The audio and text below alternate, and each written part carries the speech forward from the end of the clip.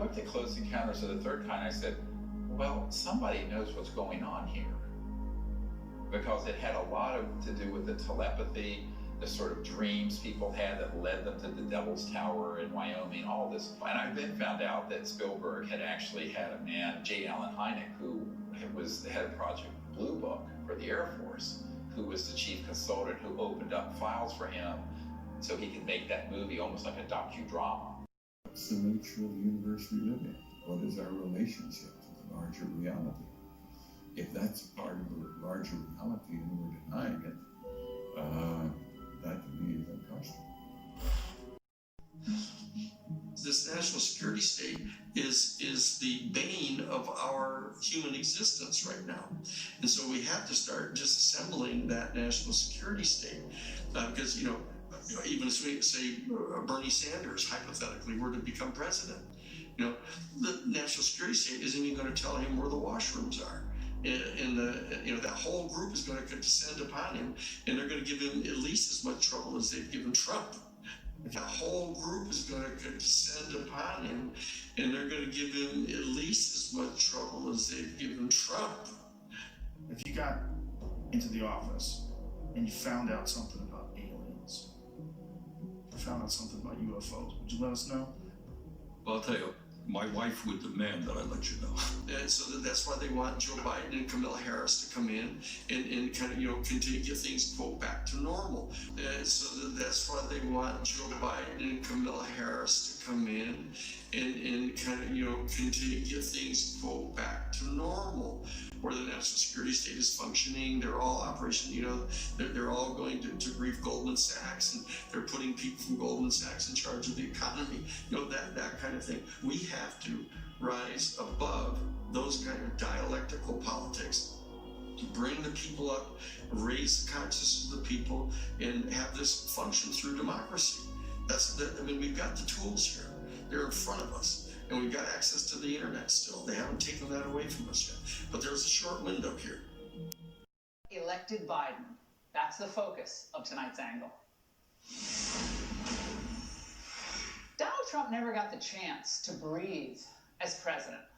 Democrats, deep staters, and never Trump grifters all played a role in this nefarious effort. Because they did everything in their power, didn't they, to drive him out of office long before he was sworn in.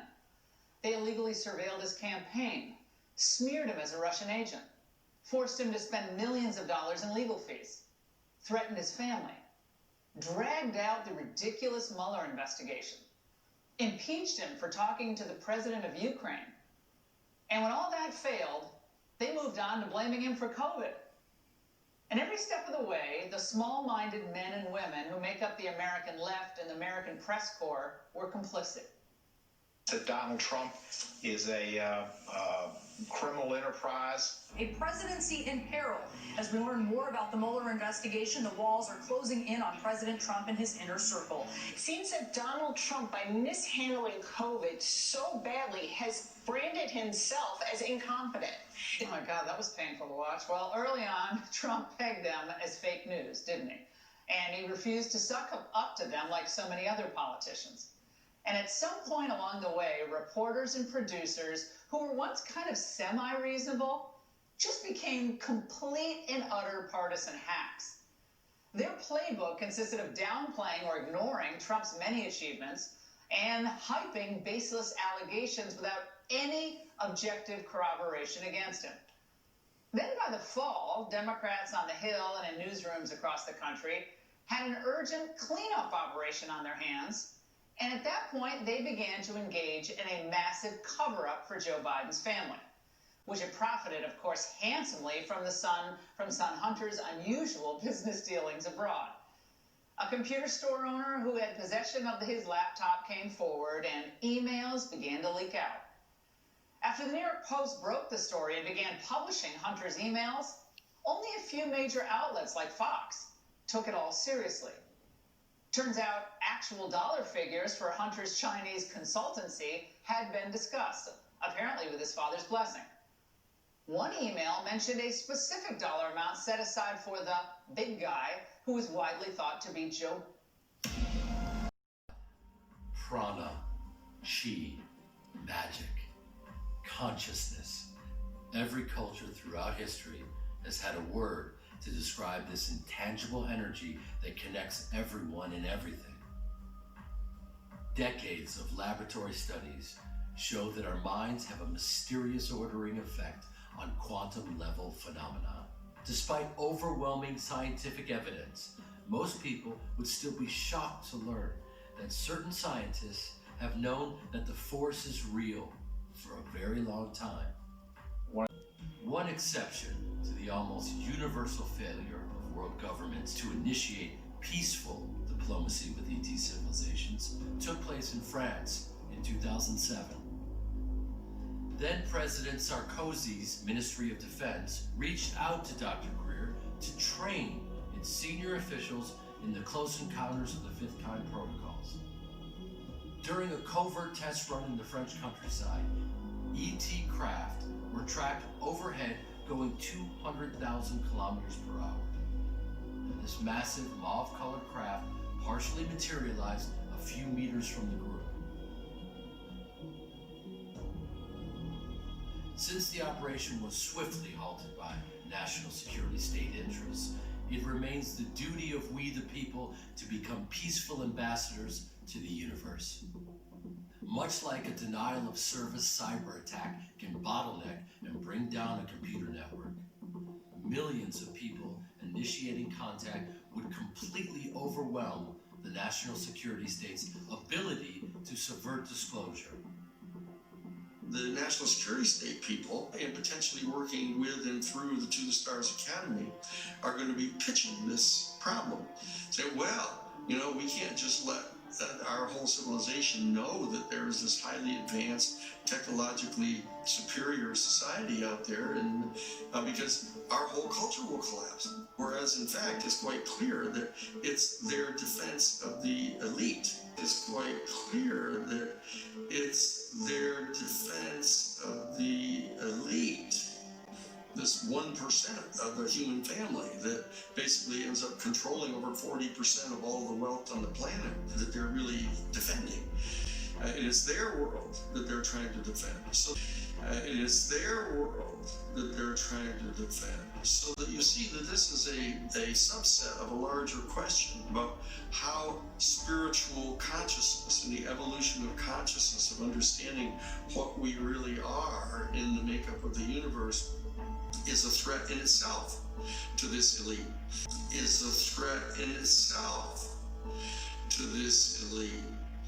Because that is the dissolving away of these kind of differences among ourselves, and this coming into a full ownership of our proper place in the universe puts these people out of business as the ruling elite, puts these people out of business as the ruling elite.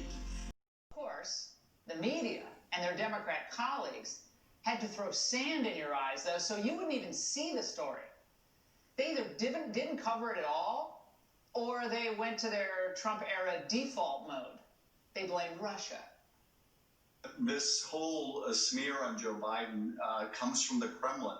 Every intelligence professional I've been talking to, Mika, says this is a Russian intelligence disinformation campaign.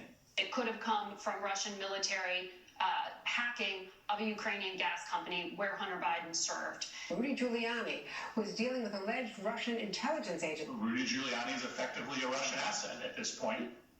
This is what they were doing, grasping at straws. And in case that didn't work to keep the scandal at bay, they had to inject COVID into the Biden story in an attempt to kill it. Trump is spending the week trying to make Hunter Biden a thing and sort of downplaying COVID. We're kind of past the point where the president is going to take advice on COVID-19, which is why they're bringing in some of these other topics like Hunter Biden. The truth is that we're in the middle of a pandemic. Instead of debating crowd size or unverified claims or conspiracy theories, we should be talking about policy, values, and ideas. Okay. Again, it was publicly reported on October 21st that Biden's laptop had been seized by the FBI back in 2019. Now, it doesn't take a legal savant to know that this is a big deal. And so that the raising of consciousness of our human family is so closely related to the opening onto the extraterrestrial experience that both of them together are viewed as a threat by the elite, are viewed as a threat by the elite. What they're afraid of is that this is such an accelerator as people have these repeated contacts with the extraterrestrials. Their whole consciousness starts to rise. They start becoming aware of the fact that we're damaging our environment. They can become aware of the fact that nuclear weapons are kind of an insane thing to have. War is a really bad idea. This is a spiritual experience. This is a spiritual experience. It's a spiritual stimulation that's coming. If you take someone from Italy and someone from Japan, very different cultures, very different people, personalities, backgrounds, emotional temperament. Now, extrapolate that out across the cosmos. Think of the vast differences we're going to be. How do we make any sense of that if we aren't anchored into something deeper? And that point of commonality has been folded within each of us. And that is, we are awake, conscious beings. They are awake, we are awake. That faculty of being aware of awareness, the consciousness, not what you're conscious of, but the means to be awake. That is a singularity. And once we're anchored into that state of consciousness, the unitive state, then there aren't any aliens. There are just other people who are a little different from us. This is the point where we can make contact most easily. I theorize that there is a spectrum of consciousness available to human beings. At one end is material consciousness. At the other end is what we call field consciousness, where a person is at one with the universe, perceiving the universe. Just by looking at our planet on the way back, I saw or felt a field consciousness state. Dr. Edgar Mitchell. There are many of them. They come from a very wide range of sources. Many of them have a great amount of detail in them. And they're compelling. Not conclusive, they're compelling. So let's leave it at that. We have to be content with a little bit of uncertainty on this issue. Here's another reason the UFO topic might be of interest to just an ordinary person who's never given us a thread of thought in their life. And it's this. What if you've gone through your whole life thinking that your reality consisted of this, and this, of that ball game, your family, and some of your hobbies and recreations. And let's say this is how you see your life. Simple everything. The reality of the UFO phenomenon could very well transform what you think you even are as a human being. Because if, let's just say, you have the example of a non-human intelligence that's operating on levels beyond anything you imagine, intellectually, in terms of consciousness perhaps, what that means is that gives us an example of potentials that we may not have achieved ourselves. What I'm suggesting is that the UFO phenomenon can be a stimulus for an awakening, a discovery of who we actually are. And on an optimistic note, it might actually spur us into development as a species and as individuals to reach a much higher level of awareness of who we are than we'd ever thought possible before. One of the people that I met in the course of doing this work was astronaut Edgar Mitchell, who was the sixth man to walk on the moon. We have sightings of all sorts. There seems to have been a great deal of secrecy surrounding the so-called UFO event. He had an experience in space, an expanded state of consciousness that led him to form the Institute of Noetic Sciences to study the science of consciousness. I also brought him to the briefing I did in 1997 with the head of intelligence for the Joint Chiefs of Staff, Admiral Tom Wilson. The data on that has since leaked out. Edgar Mitchell realized there was this connection between space and these extraterrestrial life forms and the science of consciousness that was very integral to the study.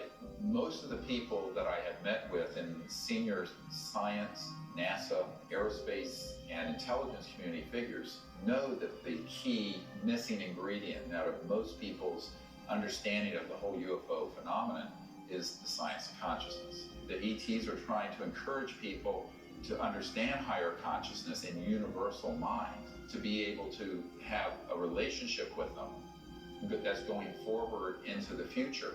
And Edgar Mitchell realized that quite early on because of his own personal experience out in space as the sixth man to walk on the moon.